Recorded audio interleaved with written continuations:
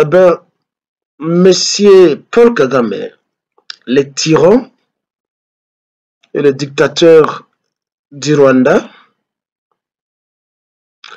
a invité presque le monde entier à venir sympathiser avec lui parce que c'est lui qui veut le pouvoir et le garder pour longtemps, afin de commémorer ces 30 années de pouvoir qu'il déguise sous forme de commémoration du génocide et des gens ou de ses compatriotes qui sont morts, tués, assassinés et massacrés au Rwanda.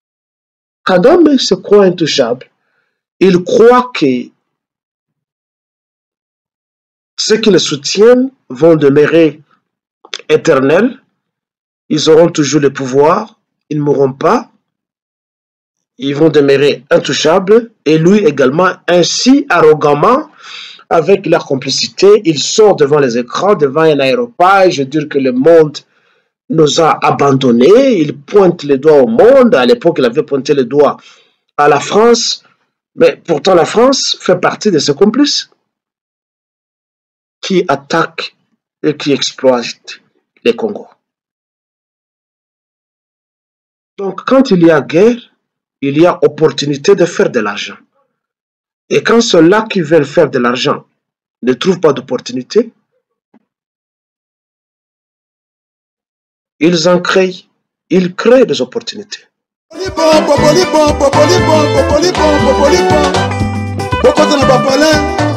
Diaspora, beaucoup de la combattants, beaucoup de la Congolais, au monde entier, dans 5 continents, mon Kilimobimba, s'abonner à Congo Dialogue, info assure. Et repère ma solo, dialogue est sengi bolokani, dialogue est sengi bolingani, dialogue est sengi tosangana, bisonio soba Congolais, tous dans le monde entier, tous s'abonner à Congo Dialogue info. Et si l'on dit, bon, moi, si on a une idéologie, Francine Ngende. Bon après-midi, très chers frères et sœurs africains. Je vous reviens quelques jours après qu'une messe noire libellée commémoration du génocide se soit passée à Kigali, la capitale du Rwanda, sous le soi-disant leadership d'un criminel patenté appelé Paul Kagame. Vous m'avez demandé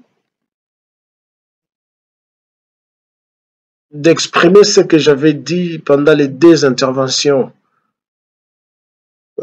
des jours passés. Vous m'avez demandé d'exprimer cela en français parce que nombreux parmi vous ne sont pas anglophones et ne comprennent pas la langue anglaise. Ben parce que vous l'avez demandé, vous l'avez souhaité, je tâcherai d'être plus bref et de vous donner un résumé de quoi est-ce que je parlais il y a cela des 3 jours.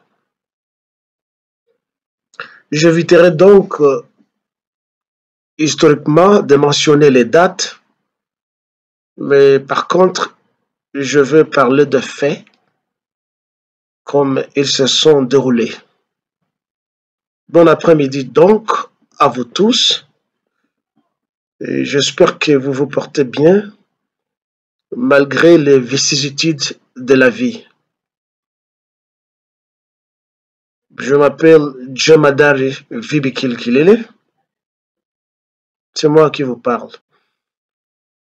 Eh bien, Monsieur Paul Kagame, le tyran et le dictateur du Rwanda,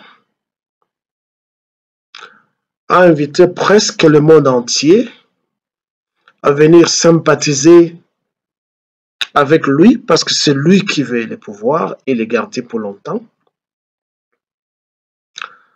afin de commémorer ces 30 années de pouvoir qu'il déguise sous forme de commémoration du génocide et des gens ou de ses compatriotes qui sont morts, tués, assassinés et massacrés au Rwanda. Le monde doit savoir que ça n'a pas été une commémoration du génocide, mais plutôt ça a été une commémoration de la prise du pouvoir par force de M. Paul Kagame avec un groupe de ses fidèles qui ont massacré leurs propres compatriotes et ils en ont tiré de gros bénéfices et ils continuent à en tirer. En intervenant contre le narratif de M. Paul Kagame, c'est une façon de le défier et de défier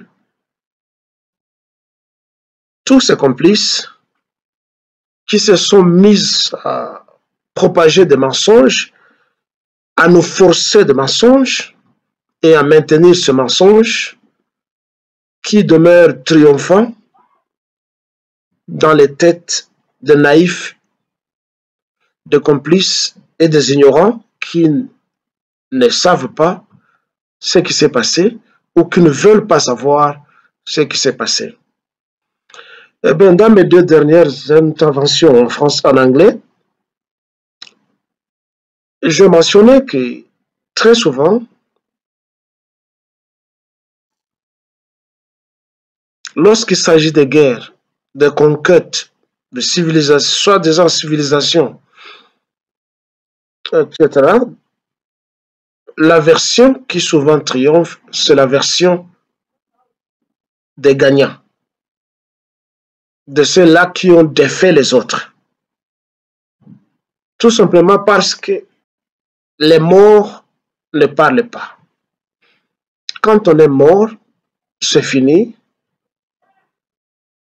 On ne peut plus se défendre, surtout qu'on ne peut plus se présenter devant une cour quelconque ou on ne peut pas rédiger un article pour contredire les accusations, les mensonges de celui qui prétend avoir raison. Ainsi, par exemple, et pour bon souvenir, j'avais dit que les 2 premières guerres mondiales qui se sont passées, 1914 à 1918, 1940, 1945, ont emporté beaucoup d'individus, beaucoup d'innocents, qui étaient de loin liés au conflit, qui avaient opposé ceux qui se sont appelés les Alliés, et les Alliés qui ont opposé, qui ont appelé l'autre côté ou l'autre belligérant l'axe du mal. La version que nous avons dans des livres, que nous apprenons aux écoles et que nous enseignons à nos enfants, c'est la version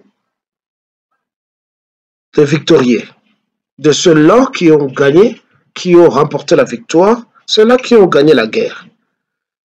Et c'est leur version que nous avons avalée, qui nous a été versée dans la tête. On parle alors du terme d'endoctrinement. Ils nous ont endoctriné leur version parce que ce sont eux qui ont gagné. Mais dès qu'on recherche plus profondément, on trouvera que il y a des soubassements, il y a des raisons cachées qui ont été à l'origine et à la base de ces deux grandes guerres mondiales qui se sont déroulées en Europe. En fait, on ne pouvait même pas parler de la guerre ou des guerres mondiales parce que ce n'était pas la guerre des Africains ni des Asiatiques. C'était la guerre des Européens entre eux-mêmes. Et la deuxième guerre surtout était la guerre des trois cousins. Comme l'Europe est gérée par des monarchies, des gens partageant le même sang, deux frères sanguins, ils sont des consanguins, ils se sont querellés et ils ont provoqué des guerres. Il y a donc beaucoup plus de raisons qui sont cachées, qu'on n'a pas dit au monde entier, qui ont été à l'origine de toutes ces guerres qui ont emporté beaucoup de vies humaines.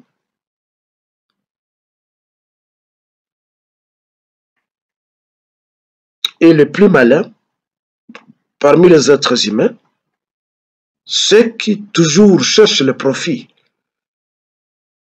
dans chaque situation, quand ils trouvent une opportunité dans une situation, ils en profitent pour faire de l'argent, pour faire des bénéfices. Les armateurs vont vendre les armes, les constructeurs de véhicules vont vendre les véhicules, les médias vont vendre un discours qui est faux, les compagnies pharmaceutiques vont vendre du médicament et les religieux vont raconter leurs histoires de leur Dieu qui ne peut pas protéger les gens, mais ils vont amener des prières pour chercher à adoucir les esprits de ceux-là qui sont affectés. Donc, quand il y a guerre, il y a opportunité de faire de l'argent. Et quand ceux-là qui veulent faire de l'argent ne trouvent pas d'opportunité, ils en créent. Ils créent des opportunités. La guerre, c'est donc une opportunité de faire de l'argent, de s'enrichir et de vendre ses marchandises. C'est ce qui se passe souvent. Les capitalistes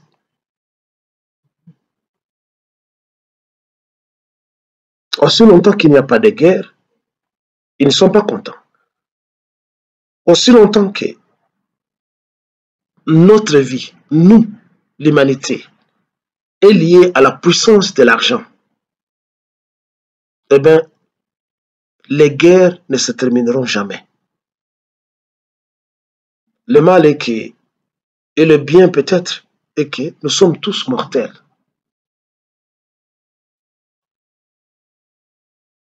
Ceux qui veulent amasser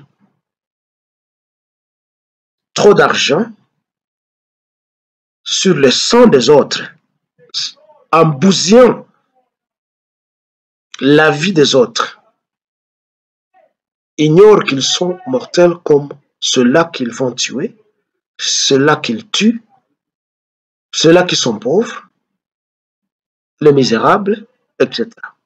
Nous sommes tous mortels. La mort, c'est un passage obligé. Qu'on soit riche, pauvre, super puissant, faible,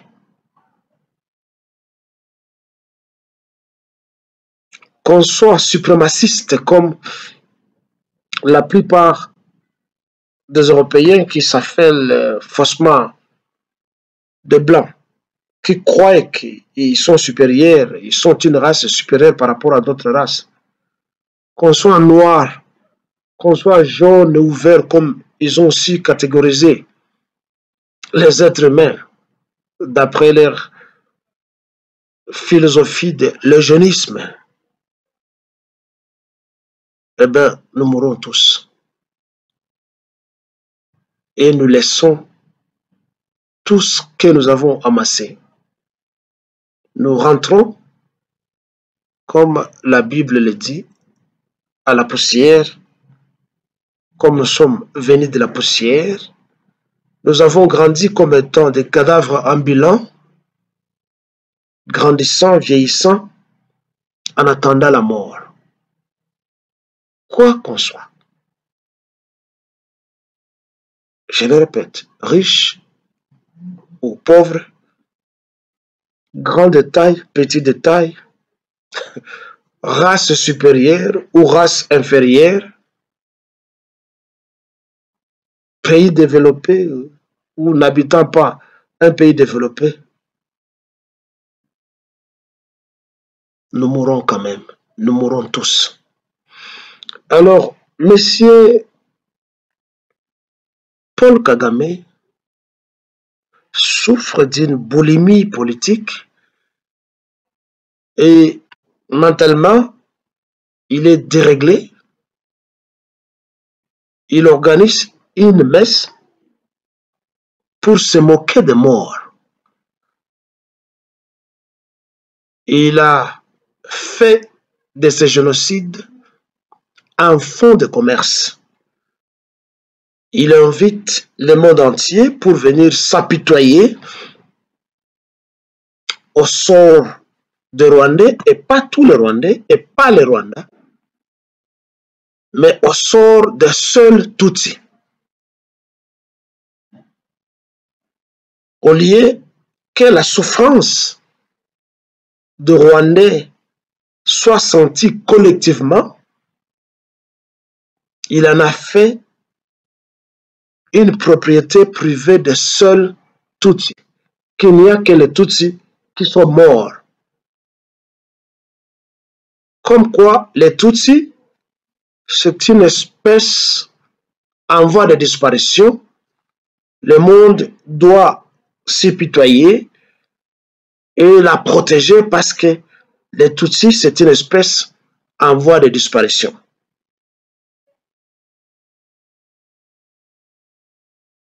Dans son discours qu'il a prononcé devant un aéropage des invités complices, il a eu le kilo de condamner le monde entier, que le monde avait abandonné le Rwanda au moment où le Rwanda avait besoin de ce monde. Ça, c'est scandaleux. Un bourreau qui accuse les morts, qui accuse ses victimes.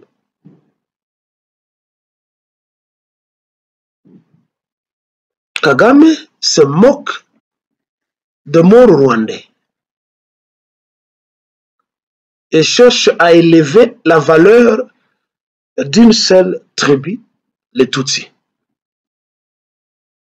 Pourtant, la souffrance devrait être collective.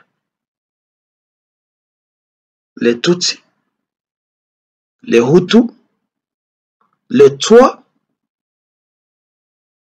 les étrangers inconnus qui étaient pris entre deux feux au Rwanda à l'époque et qui ne pouvaient pas fuir ou qui ont cherché à fuir comme les autres, avaient également perdu leur vie au Rwanda. Il n'y avait pas que les Tutsis, comme jusqu'à présent, comme nous parlons, le Rwanda n'est pas exclusivement un pays homogène, qu'il n'y a que des Tutsis. La situation est similaire à l'Allemagne de l'époque hitlérienne. Il n'y avait pas que les Juifs. Quand on nous parle des Juifs, que les nazis n'ont massacré que 6 millions de Juifs. Mais à l'époque en Allemagne, il y avait beaucoup de Noirs, malgré le racisme des Allemands. Mais il y avait la multitude des étrangers européens, les Hongrois, les Français, les Anglais et tout ça qui vivaient en Allemagne. qui avaient perdu leur vie. Mais en fait, une seule communauté qui avait provoqué d'ailleurs la guerre et qui avait financé la guerre de Hitler, donc la communauté juive, a pris le courage de réclamer des réparations et de condamner les nazis qui les avaient massacrés. Mais je dis très bien que c'est le monde entier qui devait collectivement partager cette souffrance causée par les nazis à l'époque entre 1940 et 1945 en Allemagne. C'est une situation similaire au Rwanda avec Kagame. Kagame, c'est un nazi, c'est un descendant de Hitler dans sa peau, qu'il soit noir ou pas, mais l'esprit est le même. C'est le sang pour le sang. Alors, je présentais la fois passée un livre écrit par une brillante femme canadienne qui s'appelle Judy River, qui était témoin oculaire et auriculaire de la tragédie rwandaise de l'époque. Bon, il n'était pas le seul, hein. C'est peut-être lui qui a cette ferveur littéraire et qui a écrit le livre qui a été publié après. Bon, il y avait beaucoup de témoins, seulement nombreux sont incapables de pouvoir écrire ou n'ont pas ce talent, ou d'autres ont peur de donner leur témoignage oralement, de peur d'être massacrés par M. Paul Kagame et ses sbires qui circulent partout à travers le monde. Cette femme a décrit la tragédie avec détail de ce qui s'était réellement passé lors de l'entrée du Front patriotique rwandais à Kigali et Rwanda en général. Je l'ai dit dans mes deux interventions en anglais que Kagame, connaissant et lisant l'anglais, bien que son anglais soit de mauvais goût et de mauvais accent, parce qu'il parle un très mauvais anglais, Kagame n'a jamais démenti les accusations que cette femme a portées contre lui et contre son organisation militaire du Front patriotique rwandais. Le livre, une fois de plus, est là. Je le présente devant vous. En français, ça s'intitule « L'éloge du sang ». Ici, je n'ai que la version anglaise qu'un de mes fils m'avait envoyé du Canada. Il s'appelle Kibukile, qui m'avait envoyé ce livre juste quelques jours après sa sortie dans des librairies. L'éloge du sang. Kagame n'a jamais démenti ça. À cela s'ajoutent nombreux livres qui ont été publiés par notre confrère africain Charles Onana. Tout ce que ces deux auteurs ont écrit et bien d'autres accablent M. Paul Kagame et son organisation militaro-terroriste du Front patriotique rwandais. Mais heureusement pour eux, ils sont défendus par un lobby international qui est pauvre et qui veut toujours s'enrichir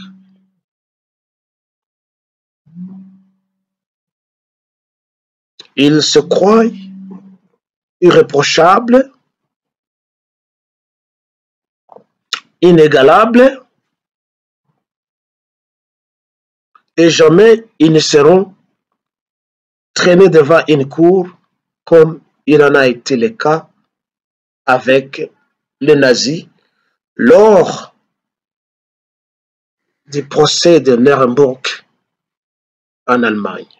Nombreux parmi vous, je pense, surtout la jeune génération ne connaît pas, mais ceux qui sont plus curieux et qui sont passionnés de la lecture peuvent facilement trouver des informations sur ce qui s'était passé à Nuremberg en Allemagne à l'époque, après la défaite de l'Allemagne. Kagame se croit intouchable. Il croit que ceux qui le soutiennent vont demeurer éternels. Ils auront toujours le pouvoir. Ils ne mourront pas. Ils vont demeurer intouchables. Et lui également, ainsi arrogamment, avec leur complicité, il sort devant les écrans, devant un aéroport. Je veux dire que le monde nous a abandonnés. Il pointe le doigt au monde. À l'époque, il avait pointé le doigt à la France. Mais pourtant, la France fait partie de ses complices qui attaquent et qui exploitent les Congos.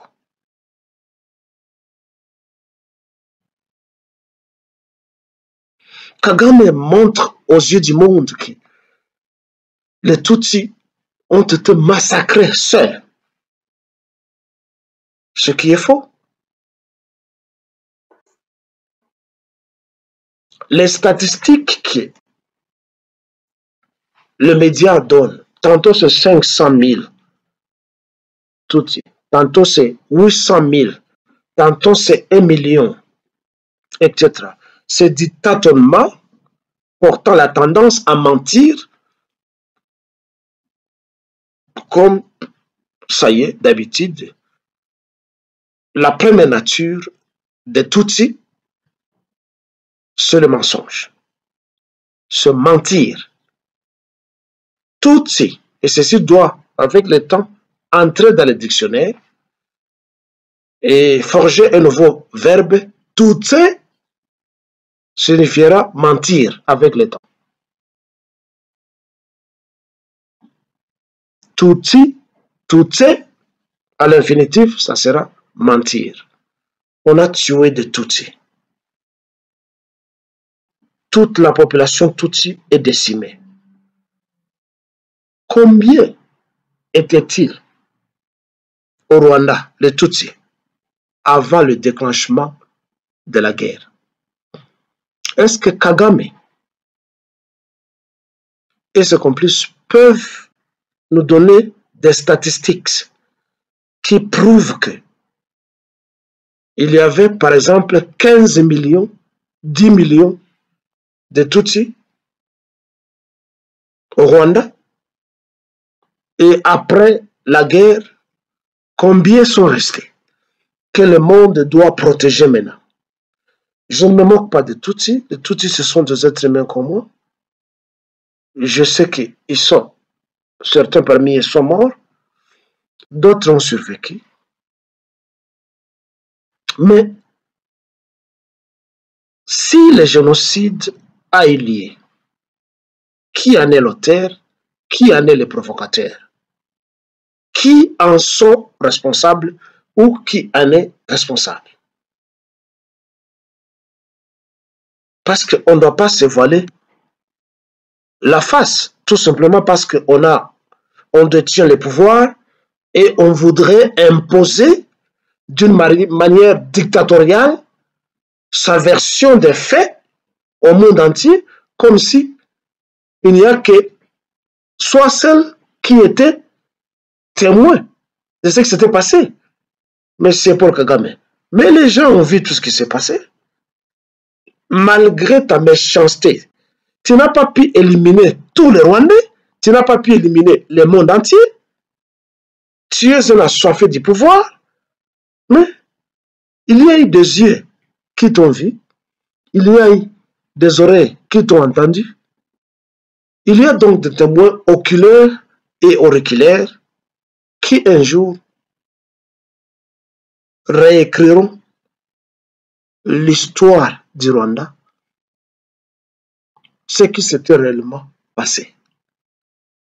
Et ta version ne tiendra pas la route, Monsieur Paul Kagame. Tu es un petit fou, un idiot utile que les Occidentaux utilisent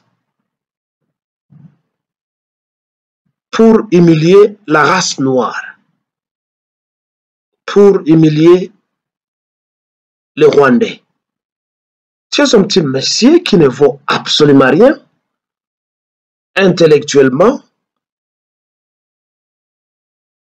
matériellement, politiquement, tu ne vaux rien. Tu es un petit fou comme ton corps l'éprouve. Regarde-moi ça. Depuis que tu as commencé à piller les Congo, toutes les richesses que tu as amassées et que tu amasses, ça n'a pas transformé ta physionomie. Tu demeures un homme laid. You're not handsome. Tu demeures un homme laid, un maigrichon squelettique. On dirait que tu souffres de la tuberculose ou de corona.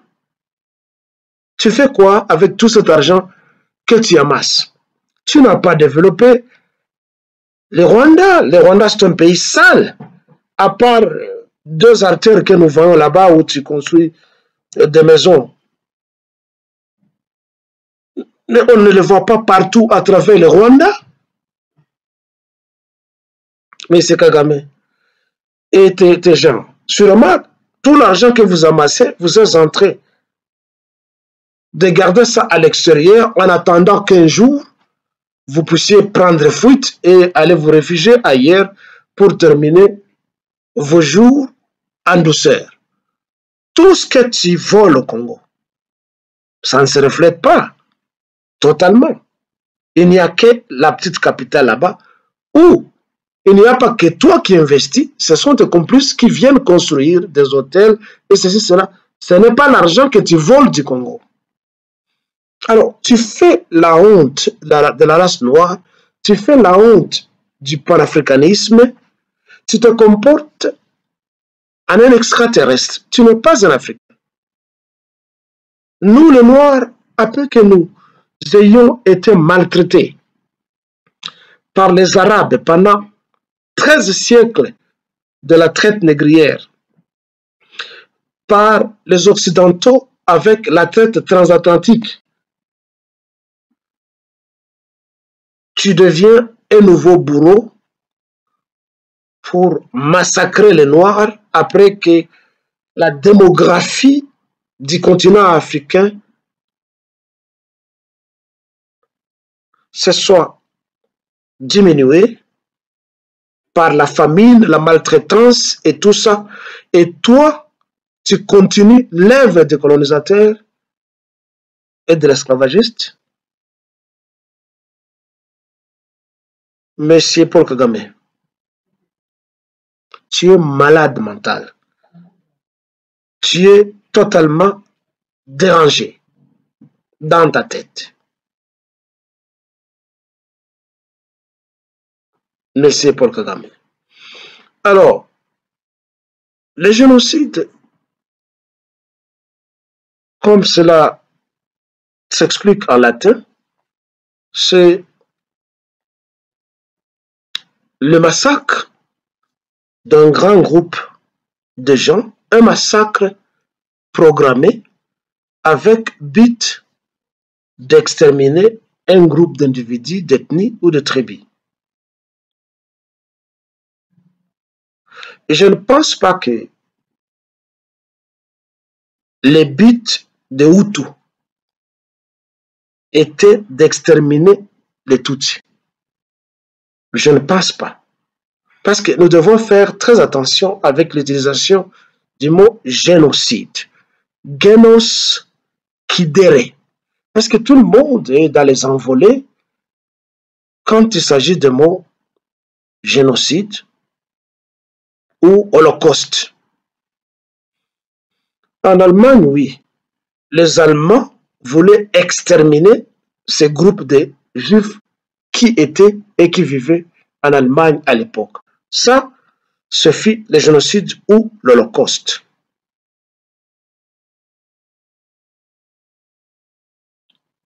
Parce que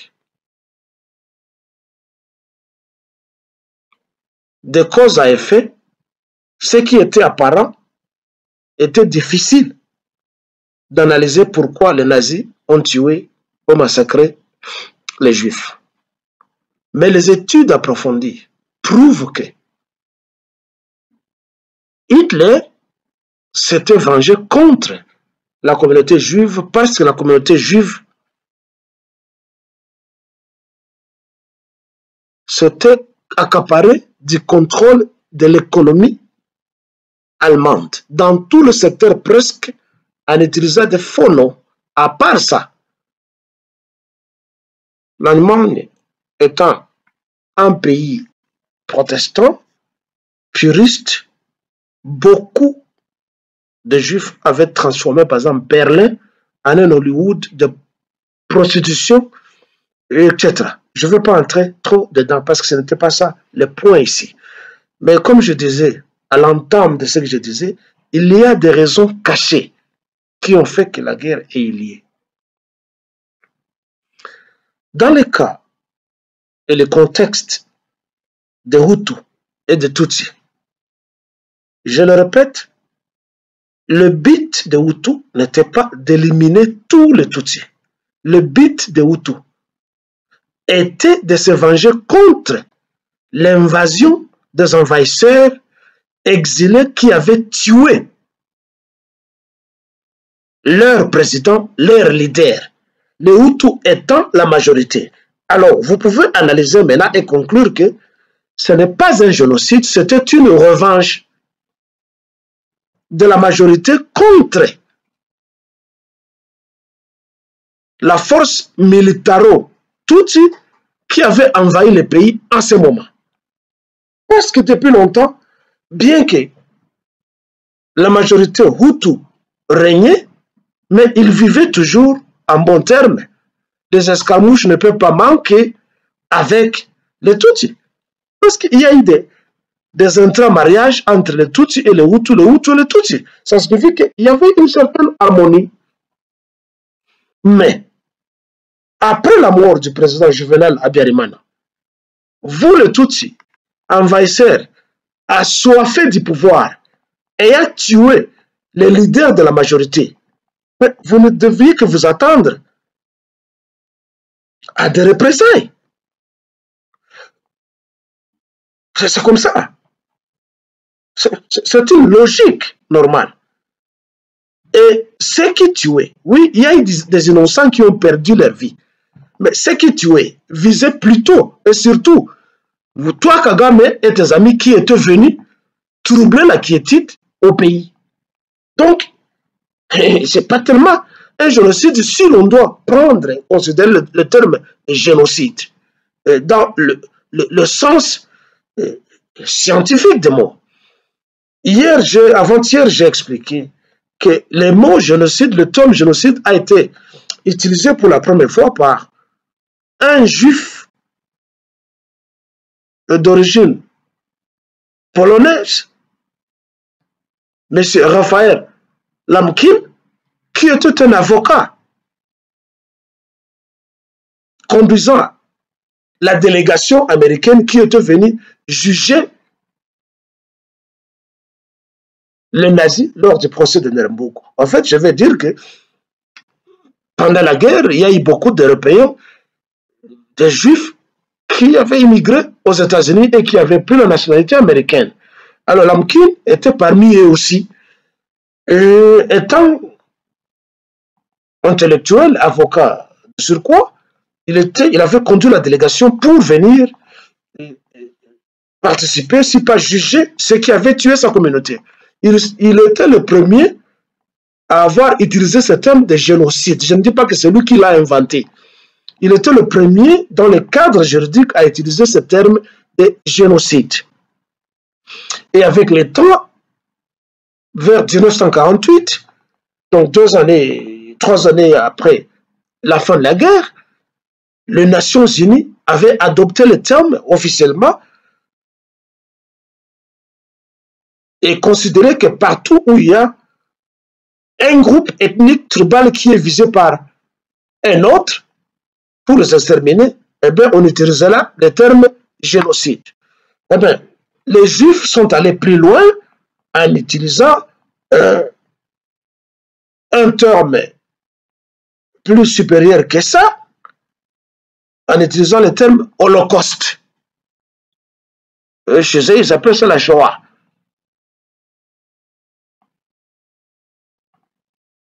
Ainsi, on doit faire attention dans l'utilisation du terme génocide. Eh bien, il y a eu plusieurs génocides au monde. Et hier, avant-hier, en fait, excusez-moi, j'ai donné quelques illustrations. Par exemple, récemment, il y en a eu en Chine, il y en a eu en Yougoslavie, avant le démantèlement de Yougoslavie, à Srebrenica, quand on avait exterminé les musulmans vivant cette partie là-bas. Vous savez que après le démantèlement de la Yougoslavie, le pays du maréchal Tito a produit plusieurs pays. Ça a produit la Bosnie, Herzégovine, la Slovénie, etc., etc. À peu près 5 à 6 pays après qu'on ait démantelé la Yougoslavie. Mais il y a eu génocide, et c'est vrai.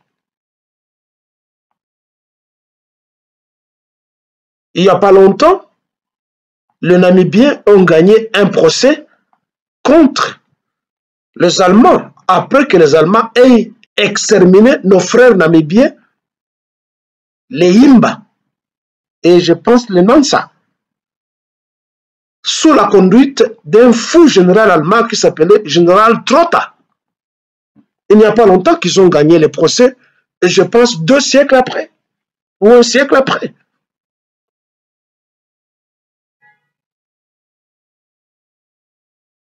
Il y a eu le génocide des Arméniens par l'Empire ottoman, un génocide qui a été reconnu presque 1 siècle après, il n'y a pas longtemps. Très chers frères et sœurs africains, que dire alors de la colonisation et de la traite arabo-musulmane et de la traite occidentale transatlantique? Vous appelez ça quoi? Ce sont des génocides, non? Les colonisateurs et les esclavagistes avaient génocidé le continent africain. Pourquoi nous ne voulons pas parler de ces génocides, mais on veut nous balancer au quotidien les génocides de la minorité Tutsi, alors que le continent africain est endeuillé depuis longtemps, et les soi-disant intellectuels et les soi-disant juristes gardent le calme, au lieu de réclamer de réparation. Par contre, nous passons le temps à entrer dans les églises. Vous voyez des Africains qui se font passer pour des musulmans, des chrétiens, oubliant la maltraitance que ces hommes de couleur soi-disant blanche nous ont fait subir. Êtes-vous émerveillés avec la mort de Tutsi au Rwanda, que la mort de tout un continent qui avait été exploité, meurtri par la méchanceté et la cupidité des hommes venus d'ailleurs? Ceci me pousse à dire souvent que tout Africain qui est musulman et qui est chrétien est un idiot, est un stupide, parce qu'il oublie ce que ces gens nous ont fait subir. L'Africain a oublié quand l'Arabe nous faisait marcher sur les dunes du Sahara, sous un soleil aride, pendant un climat hivernal, quand c'était l'hiver, transportant des fagots, nus, tabassés, insultés, violés et violentés. L'Africain a oublié tout ça. Et aujourd'hui, vous le voyez, arborant des barbes très sales, de sandales avec des pieds déchirés, il va à la mosquée. C'est un musulman. L'Africain a oublié tout ça. L'Africain a oublié que le pape Paratuseli avait signé ces codes-là pour qu'on puisse coloniser, envahir l'Afrique et prendre nos terres parce qu'ils nous considèrent comme étant des ennemis de Jésus-Christ alors que nous n'avions rien à voir avec Jésus-Christ et on ne le connaissait pas. Aujourd'hui, merci Poutine a exposé toute la vérité. Ils ont toujours caché que le Jésus là n'était pas un Jésus romain, n'était pas un Jésus des Européens, c'était un noir. Notre Jésus à nous, qu'on a prétendu que nous étions son ennemi et ils étaient venus nous génocider. Mais aujourd'hui, des Africains amnésiques doivent aller au Rwanda pour caresser un filou qui a massacré ses propres frères. Qui était donc le provocateur? Qui était donc à l'origine la cause des génocides? Ce n'est pas toi, Kagame? N'eût été ta soif de pouvoir, n'eût été ta revanche d'avoir été en exil pendant longtemps, revenir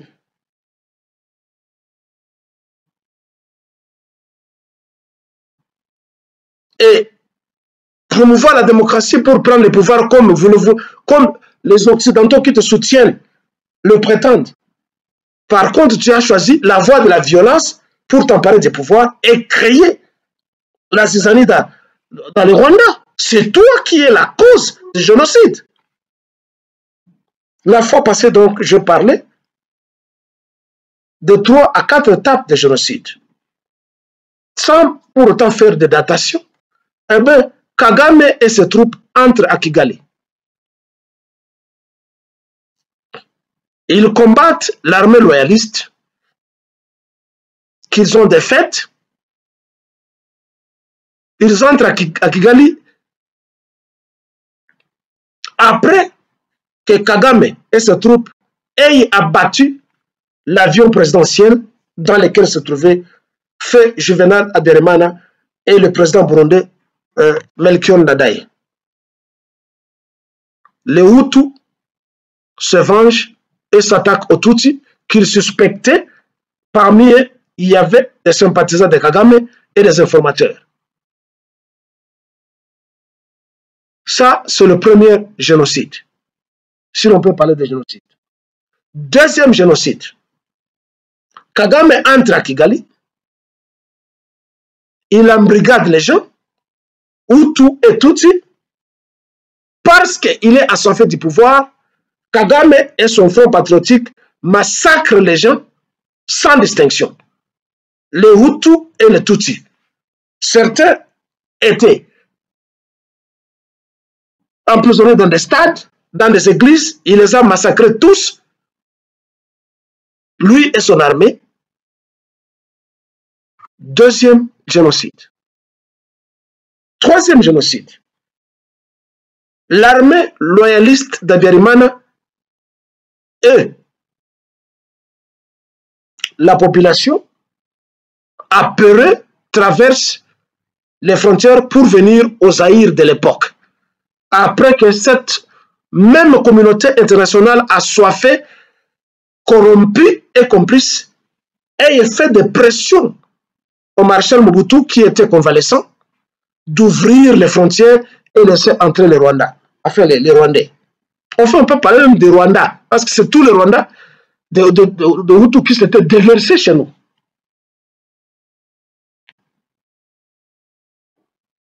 Les espaces que les Rwandais avaient occupés n'étaient pas vides. Il y avait des Congolais qui habitaient là-bas, qui avaient leurs champs, leurs maisons, et ceci, cela, qui avaient accueilli ces gens. L'armée patriotique rwandaise les a poursuivis jusqu'au Congo, parce que l'armée congolaise avait abandonné Mobutu. Les Tutsis ont massacré la majorité des Hutus qui avaient fui au Zaïre à l'époque. Et un fait que j'ai souligné la fois passée, c'est qu'il y avait des avions qui étaient venus bombarder les réfugiés. Pendant que nous savions qu'à l'époque, l'armée d'Abiyarimana n'avait pas des avions de combat. Où sont venus les avions de combat qui étaient venus bombarder les fouillards? Parmi les hauts gradés militaires qui commandaient les troupes rwandaises qui étaient venues au Congo, au Zaïre à l'époque, il y avait un certain commandant Hippo que nous appelons faussement aujourd'hui M. Joseph Kabila. C'est un criminel. Ils nous ont abattu leurs compatriotes. Troisième génocide, qui dépasse les deux premiers du Rwanda. Ils ne se sont pas arrêtés là-bas. L'armée patriotique rwandaise, ensemble avec l'armée de l'Ouganda et du Burundi à l'époque, sont entrés au Congo, au Zaïre, et truandaient les Congolais jusqu'au jour d'aujourd'hui. Ça va faire 30 ans. Les estimations qui ne sont pas fausses des Congolais qui sont massacrés, c'est plus de 20 millions de Congolais.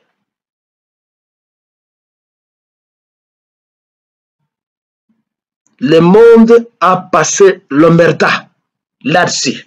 Parce que le plan, ce n'était pas de chasser Abiyarimana au pouvoir.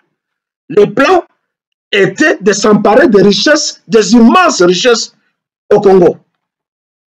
Avec l'aval de Bill Clinton, qui était président à ce moment-là, qui avait menacé Mobutu en disant à Mobutu, si tu ne veux pas démissionner, on va ramasser ton cadavre sur le rue de Kinshasa. C'est le même Bill Clinton qui a pillé les ressources d'Haïti et qui provoque la guerre en Haïti. Et puis, ce n'est pas moi qui le dit. Tout est écrit. Il y a un gros livre écrit par un Américain intitulé The Clinton Cash Cow. Lisez le livre, je ne l'ai pas ici, ça se trouve chez moi, dans mon bureau là-bas. Où l'on dit tout. Donc, il y a eu 4 génocides consécutifs. Ce n'est pas seulement les génocides de Tutsis. S'il y a eu 500 ou 800 Tutsis qui sont morts, nous parlons de plus de 20 millions de Congolais que M. Kagame, ses troupes et ses complices tuent au Congo jusqu'à aujourd'hui. Pourquoi le monde n'en parle pas? Et c'est par là que j'interpelle mes compatriotes congolais que nous devons nous relever. Nous sommes seuls. Nous n'avons pas de partenaires. Nous devons nous relever et nous organiser partout où nous sommes et ne pas parler de la coopération avec l'Amérique, coopération avec la France, coopération avec la Belgique. Tout le monde qui avait été invité lors de cette messe noire à Kigali il y a 3 jours sont venus se présenter comme étant les bourreaux du peuple congolais. Et nous avons un président idiot, Félix Antoine Tshilombo, qui passe son temps à devenir Magellan, voyager partout à travers le monde, montrer combien il est grand de taille, combien il a ses joues gonflées comme des pastèques, combien il porte de belles vestes et des chaussures et des montres qui coûtent cher, un type dépourvu de nationalisme et de patriotisme et qui a une grosse tête, qui a une vacuité incurable. C'est ça, Félix Tshisekedi. Complice, traître de ce quoi? Qu'est-ce que nous devons faire de lui? Nous devons le zigouiller. C'est tout ce que nous devons faire. Nous devons l'appréhender et le tuer parce que c'est un traître. En quoi est-ce que le Congo est lié au génocide rwandais? Nous n'avons pas attaqué le Rwanda, nous n'avions pas tué les Tutsis, nous n'avions pas tué les Hutus. Par contre, naïvement et sous pression, nous avions accueilli les Rwandais chez nous, comme ils ont toujours été chez nous, comme étant des affamés, parce que le Rwanda, c'est un pays de pauvres, c'est un pays de misérables et de minables, c'est un pays de menteurs, c'est un pays de prostituées, c'est tout ce que nous connaissons. Qu'est-ce qu'il y a au Rwanda? Pour qu'aujourd'hui, l'ancien président sud-africain, M. Thabo Mbeki, aille dire que non, il n'y aura jamais de solution dans cette guerre au Congo jusqu'à ce qu'on puisse déposer les armes et qu'on négocie. Il faut qu'il y ait une solution diplomatique. Mais ça prouve combien il est nul dans sa tête. Ça prouve combien il est complice et corrompu. Qu'est-ce que nous avons à faire avec le génocide rwandais, nous les Congolais?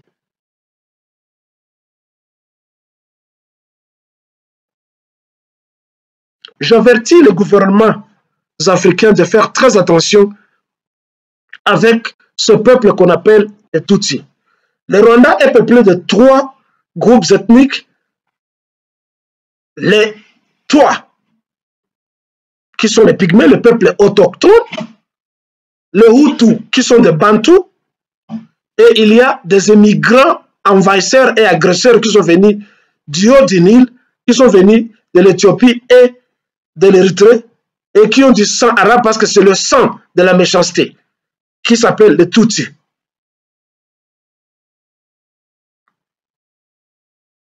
Vous devez faire très attention quand un Rwandais vous approche.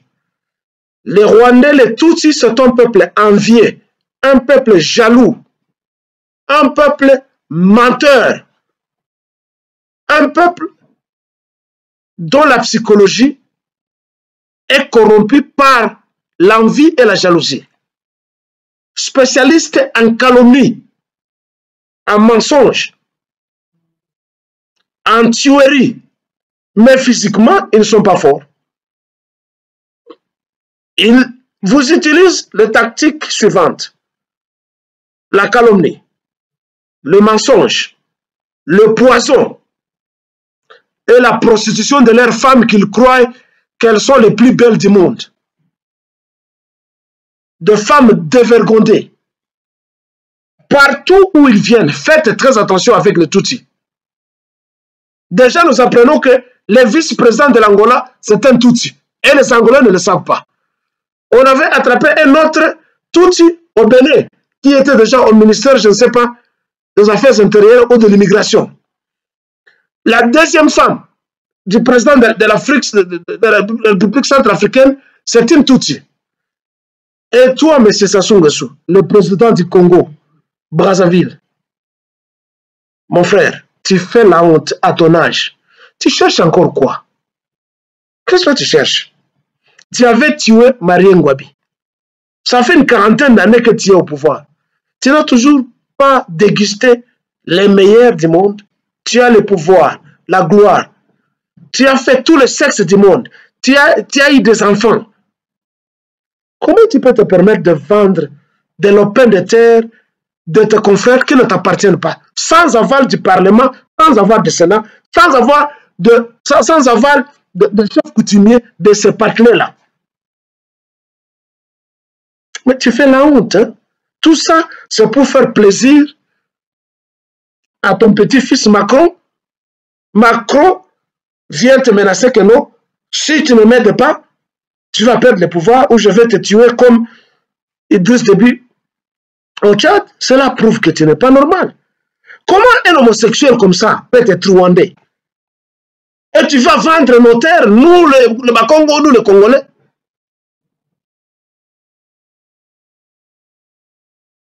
Sassou Nguesso. Tout ça, c'est pour que tu rapproches un ennemi plus près du Congo-Kinshasa Vous êtes en train de nous entourer pour nous étrangler. Vous ne réussirez pas. Je te parle en tant qu'un homme de l'Est. Nous sommes des guerriers et aujourd'hui, malgré tout le financement de l'Occident, les Wazalendo sont là. Vous avez d'abord eu affaire au Maïmaï. La ramification de Maïmaï, c'est Wazalendo. Et vous aurez d'autres ramifications. Si Kagame a une armée forte, pourquoi il n'a jamais été capable de battre les Maïmaï et les Wazalendo? Un petit homme qui a des petites jambes comme des bâtonnets dans le tambour, avec son museau comme un chien, un mauvais anglais et une morphologie famélique. Ceci, c'est pour le Congo de Lumumba, de Kassavogo, de Pierre Molele, de Kim Pavita, de tous les martyrs congolais et de tous les Congolais qui se battent pour que la nation congolaise soit.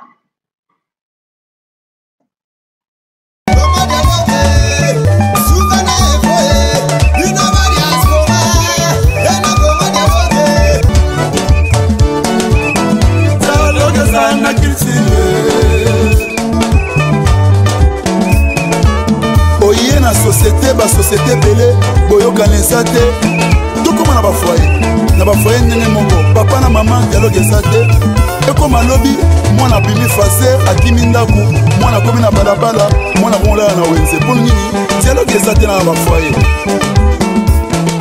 Omoni lelo mindele basanganaki basali ero mbongo ekomi makasi mpo na dialogue nde esali dollar lelo ezala makasi dialogue nde esali lelo livre sterling ezala makasi yango moni dialogue eza nécessaire na vie na biso.